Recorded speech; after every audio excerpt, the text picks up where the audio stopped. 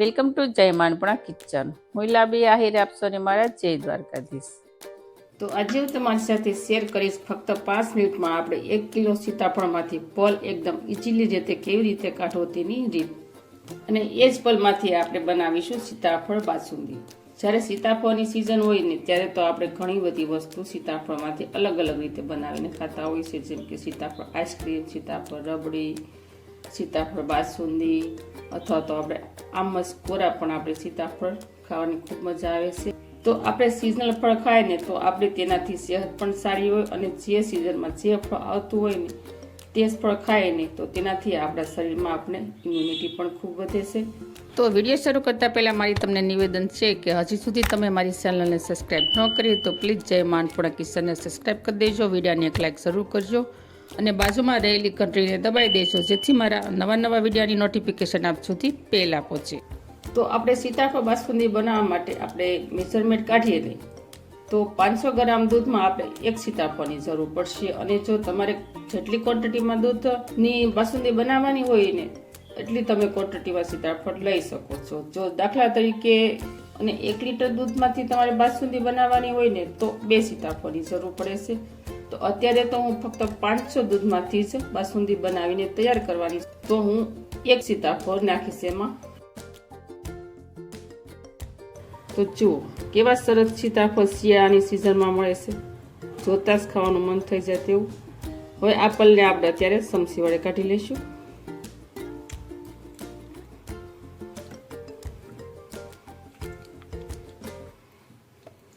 સીતાફળની તાલ ઉપર આપણે સમસી ઘસીને પલ કાઢી નાખીએ ને એટલે બધો જ પલ નીકળી જાય. જો આ રીતે. તો આપણે બીજા ભાગમાંથી પણ સેમ પ્રોસેસથી પલ કાઢી નાખીશું. તો આ પલને આપણે શું કરીશું, આ રીતનું સોપર મશીન લઈ લઈશું. જો લગભગ તો આ રીતનું સોપર મશીન અત્યારે તો ઘણાને ઘરે હોય જ છે. જો તમારી પાસે સોપર મશીન ન હોય તો તમે મિક્સર જારમાં પણ હળવે હાથે ધીમે ધીમે સકડું ફેરવી અને એ રીતે પણ તમે પલ કાઢી શકો. અથવા તો જાળીવાળું ગૌણ હોય છે ને તેની ઉપર પણ પલ નાખી અને સમસી ઘસી બી ઉપર એ રીતે પણ તમે પલ કાઢી શકો છો.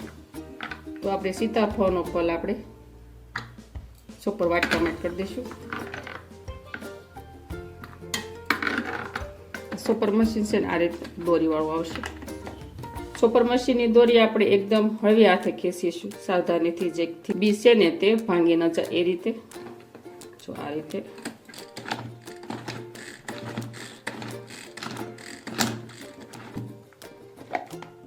જો એકદમ ઇઝીલી રીતે પલ અલગ પડવા લાગ્યો છે. હજી આપણે થોડી વાર ધીમેથી દોરી ખેંચતા જઈશું અને એ રીતે પલ કાઢી નાખશું. દોરી આપણે સાવધાનીથી ખેંચવાનું, જેથી બી છે ને તે ભાંગી ન જાય તે ખાસ ધ્યાન રાખવાનું. તો વચ્ચે વચ્ચે એવું લાગે કે દોરી ન ખેંચાય કે બી આડું આવી જાય તો તેને વાટકો હલાવી દેવાનું. ફરીથી આ રીતે આપણે ધીમે ધીમે દોરી ખેંચી લઈશું. જોઈ લઈશું, ઢાંકણ ખોલી. જુઓ તે ઇઝીલી પલ અને બી અલગ લાગે છે ને. બી આપણને ચોખ્ખા ઉપર કાળા દેખાય છે. બિલકુલ એક બી પણ નથી ભાંગ્યો અને ઇઝીલી પલ છે તે બીમાંથી અલગ પડી ગયો છે. તો હવે આપણે પલમાંથી બી પણ આપણે આ રીતે અલગ કાઢી લઈશું. જો છે ને આખો બી બિલકુલ નથી ભાંગ્યો, તમે જોઈ શકો છો. તો આપણે બધા જ પલમાંથી આ રીતે એક એક બી અલગ પાડી લઈશું. તો જુઓ તમે જોઈ શકો છો આપણે સીતાફળના પલમાંથી બી અલગ કાઢી નાખ્યા છે. આ તેના બી છે, આ પલ છે. જો અત્યારે આ પલને આપણે સાઈડમાં મૂકી દઈશું અને આગળની પ્રોસેસ કરીશું. તો બાસુંદી બનાવવા માટે અત્યારે તો મેં ગોલ્ડનું દૂધ લીધું છે, અમૂલનું જે ગોલ્ડનું દૂધ આવે ને તે. આ દૂધમાં છે ને વધારે ફેટ આવે છે. પછી તમે કોઈ પણ દૂધ ફૂલ ફેટવાળું લઈ શકો. ગાયનું દૂધ છે ને ઓછું આવે છે, એટલે બને ત્યાં સુધી ગાયનું દૂધ ન લો ને. અને ભેંસનું અથવા તો કોઈ પણ આ રીતની ગોલ્ડની બાટલી લો ને તેનાથી એકદમ બાસુંદી ઘટ બને છે. બાસુંદી બનાવવા માટે છે ને આપણે કોઈ પણ આ રીતની પોળી પેન અથવા તો કોઈ પણ આ રીતનું પગથું વાસણ લઈ લેવાનું, બાઉલ અથવા ગમે તે સ્ટીલની પેન આવે તે પણ તમે લઈ શકો છો. આપણે તેમાં દૂધ એડ કરી દઈશું. તો હવે આપણે દૂધને 2 થી 3 ઉપરા આવે ને ત્યાં સુધી આપણે તેને ગરમ કરી લઈશું. અને દૂધમાંથી આપણે છે ને છે જેવી કણી રહે ને એ રીતનું આપણે દૂધ ગરમ થવા દઈશું. આપણે દૂધમાંથી લમ્સ જેવું પડે ને એવું નહીં થવા દેવું. છે કણીદાર રહે ને એ રીતે આપણે દૂધને ગરમ કરવાનું. હવે આપણે આ રીતે કન્ટિન્યુ ચમચો ફેરવતા જઈશું અને દૂધને ગરમ કરી લઈશું. દૂધને આપણે આ રીતે કિનારી પર સોટ્યું હોય ને તેને આ રીતે ચમચા વડે તેને કાઢતું જવાનું, જેથી જે દૂધ જે લસા જેવું પડે ને એ ન પડે. તો જુઓ દૂધ છે ને તે અડધા ભાગનું ઉકળી ગયું છે. દૂધ અડધા ભાગનું ઉકળી જાય ને ત્યારબાદ આપણે એલચીનો ભૂકો એડ કરી દઈશું. એલચીનો ભૂકો છે ને આપણે બને ત્યાં સુધી ઓછો જ લેવાનો, સ્વાદ પૂરતી, અથવા તો આપણે જે બાસુંદી ખાઈએ ને ત્યાં આપણને એકદમ ઇઝીલી જરી જાય. એટલે નાના બાળકો ખાય ને તો પણ તેને શરદી ઉધરસનો પ્રોબ્લેમ ન આવે અને એને ટાઢી ન પડે એ માટે.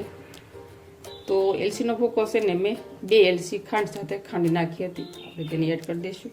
જો વધારે એલચી આપણે બાસુંદીમાં એડ કરીશું ને સીતાફળનો ફ્લેવર બાસુંદીમાં નહીં આવે, એટલે આપણે બને ત્યાં સુધી 1 થી 2 જ એલચીનો યુઝ કરવાનો. તો ગળપણમાં આપણે સુગર લઈ લઈશું. સુગરમાં તો મેં અત્યારે ખાંડ લીધી છે, તમે આની જગ્યાએ સાકર અથવા ખાંગડા કરીને આપણે કહી શકાય તે પણ તમે લઈ શકો છો. ખાંડ અત્યારે મેં 2 ચમચી લીધી, કેમ કે સીતાફળમાં છે ને મીઠાશ રહેલી હોય છે, આપણે એટલે ખાંડ ઓછી નાખવાની. હવે આપણે ફરીથી તેને 5 મિનિટ સુધી તેને દૂધને ઉકાળી લઈશું. જુઓ દૂધ પણ આ રીતનું ઘટ થઈ ગયું છે. હવે આપણે ગેસની ફ્લેમ બંધ કરી અને દૂધને આપણે ઠંડુ થવા દઈશું. તો સીતાફળનો પલ દૂધ ઠંડુ થઈ જાય ને ત્યારબાદ જ એડ કરવાનું. ગેસની ફ્લેમ બંધ કરી દેવાની અને દૂધને આપણે ઠંડુ કરી લેવાનું. તો આપણે ચેક કરી લઈશું દૂધ ઠંડુ થઈ ગયું છે. તો દૂધ ઠંડુ થઈ ગયા બાદ આપણે તેની અંદર સીતાફળનો પલ એડ કરી દઈશું. તો ત્યારબાદ આપણે તેને ચમચા વડે આ રીતે પેસ્ટ કરતા જઈશું અને પલને આપણે દૂધ સાથે સરસ રીતે મિક્સ કરી દઈશું.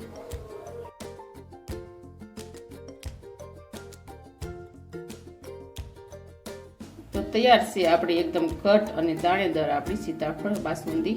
હવે આપણે તેમાં ગાર્નિશિંગ માટે થોડા પિસ્તા એડ કરી દઈશું. ત્યારબાદ લઈ લઈશું કતરણ, કાજુ બદામની કતરણ લીધી છે, એડ કરી દઈશું. હવે આપણે તેને એક બાઉલમાં ટ્રાન્સફર કરી લઈશું.